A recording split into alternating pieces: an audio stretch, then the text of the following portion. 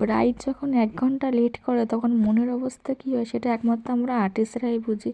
তো hello everyone, আমি Mishtu, mehndi artist. তো দিনটা ছিল 23শে নভেম্বর, আর এই দিন আমার দুটো ব্রাইডাল ওয়ার্ক ছিল।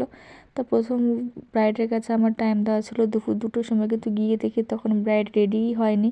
প্রায় আমাকে 1 ঘন্টা ওয়েট করতে হয়েছিল। তারপর রেডি হয়ে যাওয়ার পর আমি ব্রাইডকে নিয়ে বসে পড়ি মেহেন্দি পরানোর জন্য।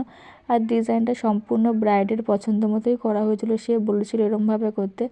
আর এইখানে হচ্ছে ব্রাইডের যে বরের নাম আর আমার যে উঠবে তার নাম প্রায় এক। তো আমি তার হাতের মধ্যে লিখছিলাম আর বলছিলাম যে তোমার বর আর আমার উঠবির নাম প্রায় এক, সেই জন্য আমি আরও বেশি একটু হাইলাইট করে লিখছিলাম।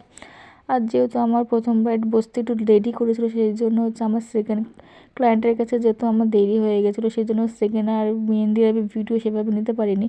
তা মেহেন্দিটা তোমাদের কাছে কেমন লাগলো সেটা অবশ্যই আমাকে কমেন্টে জানিও। আর ভালো লাগলে অবশ্যই আমাকে লাইক কমেন্ট করে দিও।